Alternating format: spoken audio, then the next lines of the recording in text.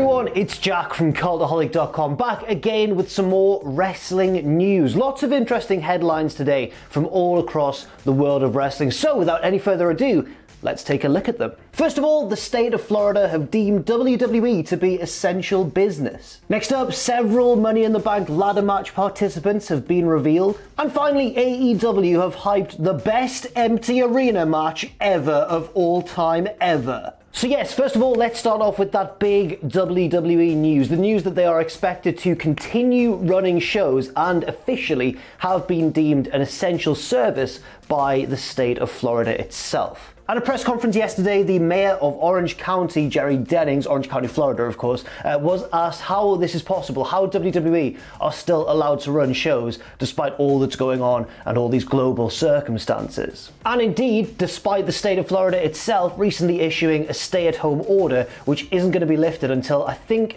remember the date they put on it, but it was certainly sort of May time that they were going to look at lifting that order, certainly not in the month of April. And Dennings said, and this is his exact word-for-word answer, but it's not too clear. It sounds like he's not very clear himself on why WWE is allowed to continue. He says, I think initially there was a review that was done and they were not initially deemed an essential business. With some consideration with the governor's office regarding the governor's order, they were deemed an essential business. So, yeah. Now this of course would be a controversial decision anyway. The fact that WWE have been deemed an essential service would have been a controversial decision even without any sort of incident taking place. However, something did happen over this past weekend which does need reporting on as well, and that's the fact that a member of the WWE, I don't want to say roster because apparently it wasn't an active wrestler, but apparently a member of the WWE umbrella, the family, tested positive. Many news outlets reported that this wasn't an in-ring member of staff, but WWE officially released a statement and they didn't speculate on that. They basically said, well, this is the statement.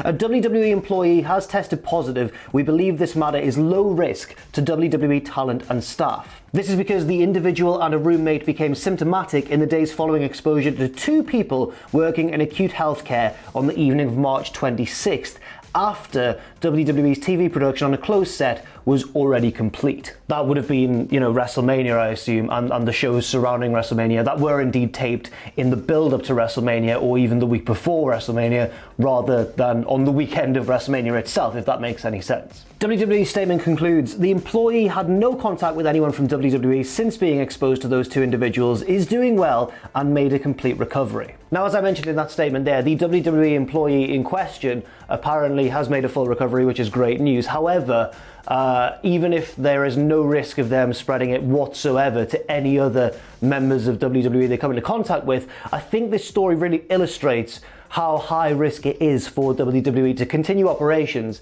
as if nothing's really wrong. Because the fact remains that when a wrestling promotion puts on a show, and I'm not just speaking about WWE here, when any wrestling promotion puts on a show, you have people in close contact with each other, and that doesn't just mean the people wrestling in the ring, that means crew, camera technicians, people at ringside, everybody involved with putting together a wrestling show, even without fans there.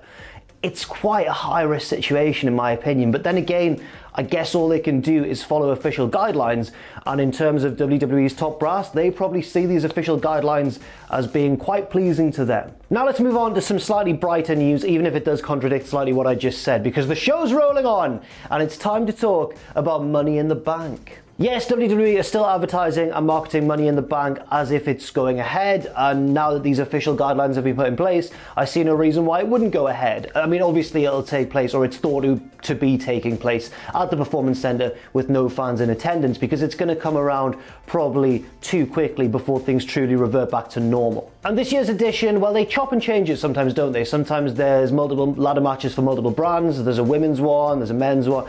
This time it looks like there's going to be one women's Money in the Bank ladder match and one men's Money in the Bank ladder match, as we've seen in recent years. And several participants in those two matches have already been revealed. There is a clearer picture for the women's ladder match at the moment because there were several qualifying matches for that match on last night's edition of Raw. 3 women won those qualifying matches, and they are already confirmed to be in that match now. Nia Jax, Asuka and Shayna Baszler. They will be joined by the winner of Dana Brooke and Naomi. Just judging by the pecking order of the women's division right now, I'd suggest that's probably going to be Naomi. And also, she's obviously very agile and pulls off some crazy spots, as seen in Royal Rumble matches previously. So I wouldn't be surprised to see her win and progress on to the Money in the Bank ladder match. And 2 more to be announced. So I guess there's going to be 2 more qualifying matches, and the winners of those 2 matches will join the rest of them. And then we'll have a lovely Money in the Bank ladder match. It should be noted actually that my pick to win the match, and I think one of the favourites to win the match, hasn't yet been announced. That would be Sasha Banks,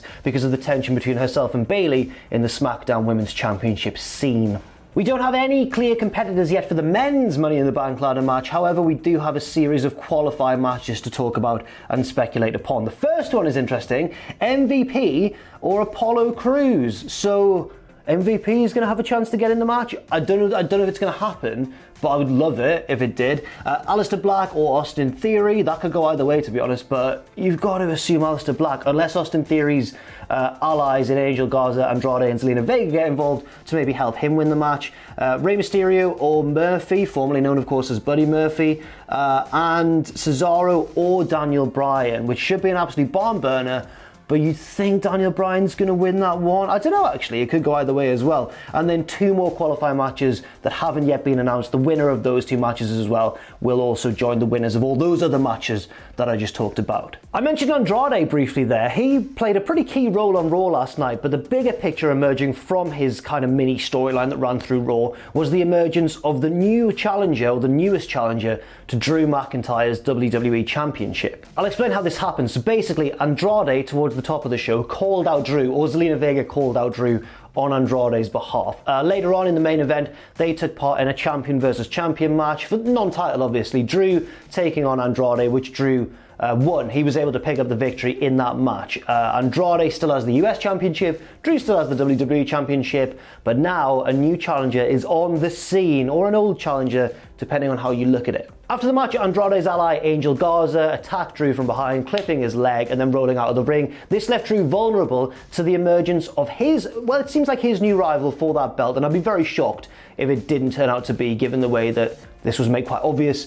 It's Seth Rollins. This makes sense on one hand, and then it doesn't on another hand. So Seth was rumoured to be Drew's first big heel rival coming out of WrestleMania, even before Drew had won the belt. These rumours were floating about before WrestleMania had even taken place. But there were also reports emerging that Seth Rollins and Becky Lynch would be taking time away together after WrestleMania. Now, they seem to have delayed their own plans because of everything because obviously, so Becky Lynch is still the Raw Women's Champion. I don't know if that would have been the plan had she not delayed. I don't know. Anyway, and Seth Rollins, of course, now appears to be in line for a shot at Drew's title. Seth's an interesting choice. You know, he is a main event caliber superstar, of course, especially as a heel, a role in which he definitely excels. But he is coming off the back of a pretty hefty loss at WrestleMania when Kevin Owens dove off the WrestleMania sign and crushed him on the announce table. It seems like Seth is unaffected by this. I guess we'll see where it goes, but at the minute, Seth looks to be in that number 1 heel position, challenging Drew for the WWE title, presumably, I guess, at Money in the Bank. Next up, just a mention of a Tony Khan tweet here, really. I like this little news story because Tony Khan really backs himself and backs his own promotion, and it's great to have confidence in your own promotion. So this week, AEW are going to put on that highly anticipated Jon Moxley versus Jake Hager title match for the AEW World Championship. However, Tony, Big Tone, has tweeted really, I mean, I saw some news reports and some speculation a week or 2 ago saying that this match had already been pre-taped and it was said to be excellent. Now, I hope that's the case because I like good wrestling matches, but Tony Khan doesn't hope this is the case. He knows that it's the case. Have a listen to this tweet. The tweet reads, "The most anticipated match in AEW Dynamite history will also be the most brutal and memorable match we've put on TV as Jon Moxley defends the AEW World title versus Jake Hager, no holds barred, with JR on the call. I believe this will be known as the best empty arena match ever." Now, just even a few weeks ago, that wouldn't have been too risky a boast because there just haven't been that many empty arena matches. Now, there's been quite a few, so this match if Tony Khan is going to be proven right. Has to eclipse everything that happened at WrestleMania. Maybe not including the Boneyard one, because that didn't take place in an empty arena. Maybe not including the Cena Fiend one, because that took place mainly inside John Cena's own fever dream. But it has to eclipse all the best matches at Mania, so I'm talking Rollins and Owens, Charlotte and Rhea, the three-way ladder match as well. It also has to eclipse Mankind versus The Rock. Can it do so? And also Gargano and Ciampa. That one divided a lot of opinion as well. Anyway, it has to eclipse all of those. Now, can it do so? I'd suggest probably yes. You know, AEW have a good production team. Moxley and Hager are great, but it remains to be seen. And that's just out of Field of the Fire. I'm now excited to see whether Moxley and Hager can pull this off and prove their glorious leader, Tony Khan, right. And finally, the XFL, the Rebel Football League, the second attempt from Vince McMahon to take over the gridiron world, has, unfortunately for many people associated with the XFL, employees and so on, it has filed for bankruptcy. Now, it's never nice to see people lose their jobs, of course, but it's worth mentioning that I read a lot of articles from different websites, not necessarily wrestling websites either, which were basically saying, you know what, the XFL didn't deserve this. It's just really unfortunate timing. They avoided a lot of the mistakes made by the first incarnation of the XFL, and it seemed to be a pretty good idea and a good concept, and it's just bad timing that got in the way. Well, the XFL has released a statement to TMZ regarding this closure, or this filing for bankruptcy, saying the XFL quickly captured the hearts and imaginations of millions of people who love football. Unfortunately, as a new enterprise, we were not insulated from the harsh economic impacts and uncertainties caused by the ongoing pandemic. This is a heartbreaking time for many, including our passionate fans, players and staff, and we are thankful to them, our television partners, and the many Americans who rallied to the XFL for the love of football. Now, obviously, that's very sad news for everybody involved, but one of the consequences of the XFL filing for bankruptcy is that a lot of financial information is now just available information, and that means that one such detail did catch the eye of a lot of news outlets, and that's the fact that WWE owns 23.5% of Class B interests in the league. I'm not certain what Class B interest is or what differentiates it from normal interest, but basically WWE owned a part, or had stocks, I guess, in the XFL. Now, the reason that that's interesting is because when Vince McMahon announced the XFL and was talking about it in the early days of the league, he made it very clear, and he was keen to stress, that the XFL and WWE were two entirely separate entities. Now that it's been revealed that WWE